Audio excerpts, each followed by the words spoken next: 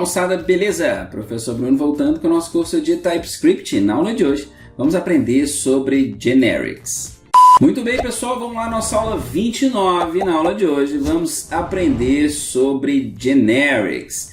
Eu tenho certeza, ou quase certeza, que em algum momento você já deparou com generics, mas não sabia o que era. Então, na aula de hoje nós vamos desmistificar essa utilização. Sempre quando a gente vê o uso de um generics, nós vamos entender que aquilo é um generics e entender como que funciona. E basicamente, assim, uma maneira bem geral da gente falar sobre generics, a gente pode especificar que seria como um componente que pode funcionar em vários tipos ou com vários tipos. Vamos ver como é que funciona isso na prática para a gente entender. Bom, suponhamos aqui, pessoal, que a gente tem uma função. Vamos criar uma função bem básica aqui, ó. ftest, ok? E ftest, eu vou esperar aqui, ó, um valor que é um number e ela também vai retornar um number. Beleza? Então eu vou dar aqui um return no parâmetro de entrada mesmo, que é uma função bastante simples. Para a gente chamar essa função, nós vamos dar aqui o console.log ftest e ela espera um número, né? Se eu tentar colocar uma string, não vai dar certo. Nós precisamos entrar com um número porque é o tipo do parâmetro que ela espera. Quando a gente rodar o nosso programa aqui, ó, no 29, ele faz exatamente a impressão do parâmetro que foi entrar. Se eu precisar entrar com uma string ao invés de um número, o que eu vou fazer? Eu tenho que mudar aqui na minha função. O parâmetro de entrada agora vai ser uma string e o retorno também vai ser uma string. E a partir desse momento eu tenho que entrar com uma string ali na chamada da função. Retornou aqui, ó, o 10 amarelinho, indicando que é um number, e o 10 branquinho, indicando que é uma string. Legal? Bom, e se eu quiser especificar qualquer tipo de valor? Eu sei, a gente pode simplesmente dizer que ele é n e o retorno dele também é n, e aí a gente não precisa preocupar mais, independente do valor que eu passar para a minha função, ó, com o texto aqui, ó, o 10 branquinho, ou se eu passar um número, ele vai funcionar, não vai chiar em momento nenhum. Mas essa é a ideia do generics. Só que o generics aqui está atuando internamente e nós vamos entender isso ao nível de programação. Quando você achar isso no manual, na documentação oficial, quando você estiver lendo como que funciona determinado método, no fonte do método, você vai encontrar muito generics e vai ficar sem entender. E o nosso objetivo não é esse. O nosso objetivo é mostrar para você as possibilidades dentro de TypeScript. Então vamos lá. Eu vou tornar essa função, tá, uma função generic sem utilizar o n aqui, ó. Beleza? O n já seria uma camada superior. Nós vamos aqui descer um pouquinho na camada e entender como que funciona a estrutura de generics. Basicamente, para tornar a função teste uma função que pode usar qualquer valor, pode operar com qualquer valor, sem usar o n ali, nós vamos fazer isso aqui, ó. Eu vou passar essa estrutura do sinal de menor e maior, o tipo de dados que ele vai operar, beleza? Como nós estamos trabalhando com generics, nós vamos colocar aqui um t, que é o caractere padrão. Aqui pode ser qualquer coisa, eu posso colocar um t, um u, um b, enfim, qualquer caractere aqui. Normalmente a gente encontra o t. Inclusive, se a gente for trabalhar com mais de um, aí eu vou colocando outras letras. T, U, sei lá, vamos colocar aqui um Z, enfim, vírgula Z, as letras que você quiser colocar para indicar o seu generics. A letra é para indicar principalmente a ordem aqui de entrada dos parâmetros e o tipo de retorno do parâmetro. Lembrando que essas letras aqui, ó, elas estão simbolizando tipos, tá bom? Por isso que a gente normalmente usa T, porque é realmente o type. beleza? É o tipo ali que a gente quer especificar. Bom, então eu falei que essa função ela já vai usar um generics, um t. Para o tipo que eu especificar aqui, ó, eu vou indicar que vai ser o mesmo tipo do parâmetro e o mesmo tipo do retorno, ok? Então eu preciso especificar um tipo aqui para minha função e a partir desse momento que eu especifiquei o tipo aqui, eu tenho que usar, tá? Eu falo que esse tipo vai ser usado aqui e também vai ser usado aqui. Legal? Ou seja, a minha função teste agora, eu posso vir aqui, ó, e especificar o tipo de dados que eu quero utilizar nessa função. Por exemplo, se eu quiser utilizar a função com number, olha aqui, ó, esse tzinho aqui me permitiu especificar que nesse momento a função teste vai usar um number. Legal? E eu posso usar aqui, ó, a mesma função, por exemplo, só que agora eu preciso que seja uma string. Nesse momento de utilização, eu preciso que seja uma string. Ele já até deu alerta ali, ó, porque agora ele está esperando uma string. Tá vendo? E assim por diante. Eu posso utilizar a função teste com qualquer valor, desde que eu informe esse valor que eu estou usando aqui. O que tornou a minha função ftest uma função com generics, porque a partir desse momento ela pode operar com qualquer tipo de valor. Lembrando, desde que eu especifique esse valor. Legal? E eu posso utilizar mais de um valor. Por exemplo, aqui, ó, eu quero utilizar dois generics, aqui, ó, um T e um U. Ele está dando erro aqui agora, por quê? Porque agora eu preciso especificar dois tipos. Não preciso usar os dois tipos, mas eu tenho que especificar dois tipos. Então, eu vou falar aqui, ó, que a minha função vai usar, por exemplo, um number e uma, nesse caso aqui, ó, um number e uma string. Nesse caso aqui, vai usar uma string e um number. E nesse caso aqui, vai usar dois boolean, por exemplo. Pode ser igual, por que não? Certo? Então, agora, a partir do... a mesma ordem que eu coloquei aqui é a mesma ordem que eu vou colocar aqui.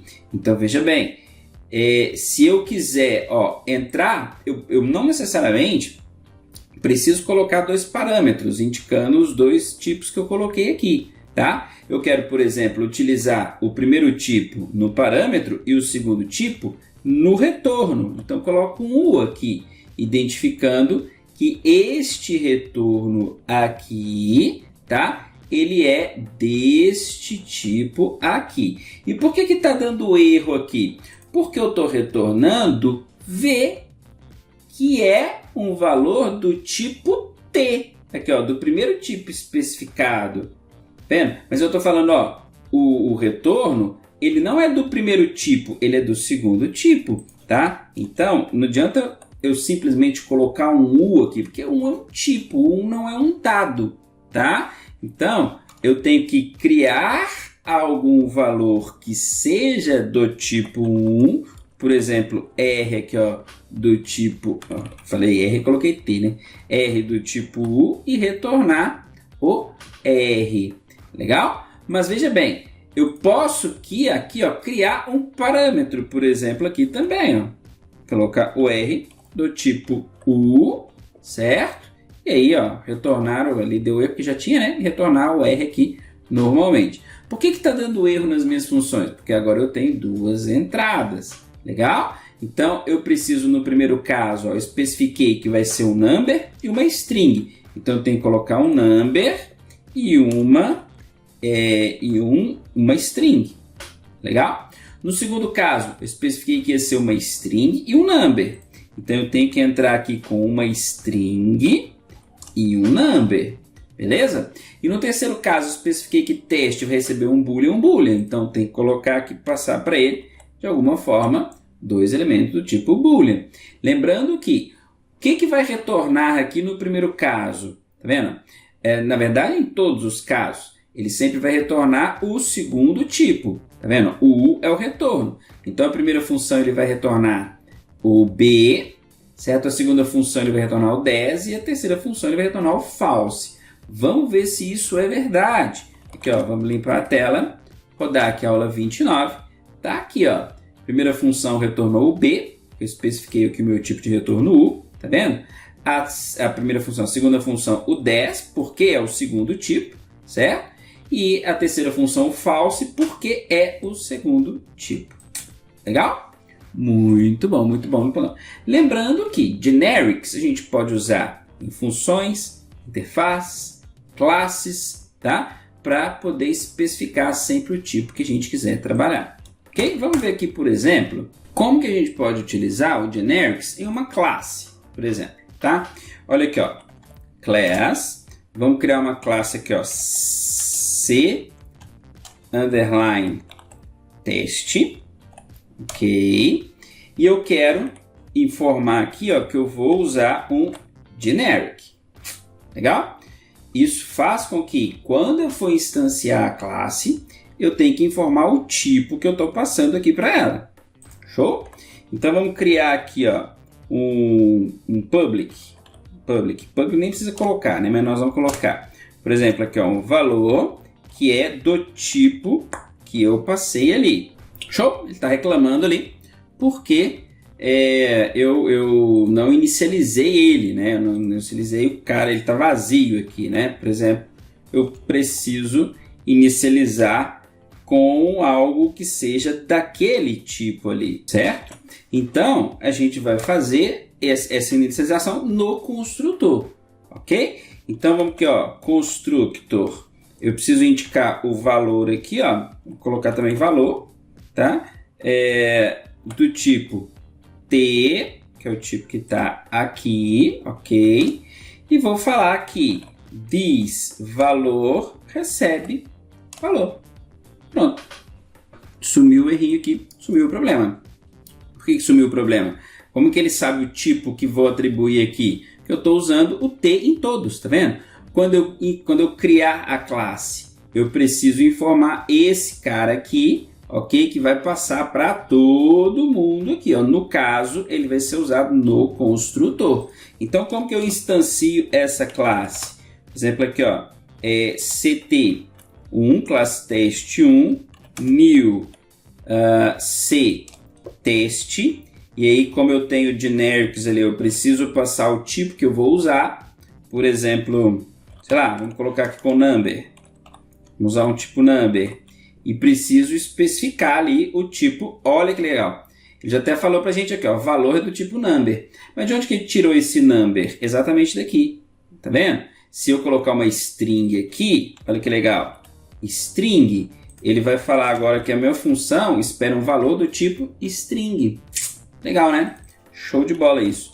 Então, number, vamos colocar aqui o 10. E agora a minha função está funcionando normalmente. Minha função está funcionando normalmente. Então, console.log em ct1.valor, que ele é public, então eu posso usar ele normalmente. Olha aqui, ó. Opa, não, tá certo, tá certo. Veio esse 10 aqui, isso aqui são as impressões daqui de cima, né? Deixa eu comentar aqui, só para não ficar tão confuso. Aqui, ó. E, opa, não salvei, né? Então, CLS, Node, tá aqui, ó, o 10, que veio aqui da nossa classe. Legal? E se eu precisar inicializar ela com uma string? Não tem problema nenhum. É só vir aqui no nosso generics e falar que agora eu preciso utilizar uma string. Posso ter duas classes com tipos diferentes? Claro. Aqui, ó, CT1 e CT2. Essa aqui vai ser, a de cima vai ser uma string e a de baixo eu vou usar um number. Olha que show de bola isso aqui. Olha essa possibilidade, pessoal. Eu criei a mesma classe, eu estou usando a mesma classe, que pode receber tipos diferentes no seu construtor, simplesmente usando generics. Legal isso, né? Limpando aqui, deixa eu subir aqui um pouquinho, ó. Limpando aqui, rodando novamente, ó. A primeira imprimiu um 10, que é string, está branquinho. A segunda imprimiu 10, número amarelinho. Show? Legal? Entenderam o uso de generics? Quando vocês encontrarem esse tipo de estrutura aqui agora, estiver lendo o manual de um método, o manual sei lá, de um arquivo fonte do próprio TypeScript, alguma interface do TypeScript, se vocês encontrarem isso aqui, vocês não vão ficar mais perdidos. Agora você sabe que isso aqui é um generics e eu estou especificando o tipo de dados que eu quero trabalhar, né, na função. E, por exemplo, aonde tem as letras aqui, na chamada eu vou passar o tipo. E aí eu tenho que utilizar aquele tipo. É o que a gente fez aqui, ó. O C, passei o generics, especifiquei que vai ser string, então aonde eu implementar o T aqui, ó, eu tenho que colocar uma string. A mesma coisa para o outro aqui, ó. Eu passei que o T vai ser um number, então aonde eu implementar o T, eu tenho que passar um number. Show? Legal, legal. Pesadinha tem sido essas aulas, né? Mas eu resolvi trazer esse conteúdo um pouco mais avançado, realmente para vocês ficarem feras aí em TypeScript e entenderem todas as possibilidades que a gente tem para esse desenvolvimento que é muito bem estruturado. E aí quando você for desenvolver os seus próprios programas, você precisa lembrar de todas essas estruturas e vai falar assim, aqui eu posso aplicar aquela técnica, aqui o meu programa vai ficar muito elegante se eu aplicar essa técnica aqui. E aí você vai desenvolvendo as suas habilidades, seus skills em programação. Show de bola, pessoal! Vou ficando por aqui. Até a nossa próxima aula. Um forte abraço e tchau, tchau!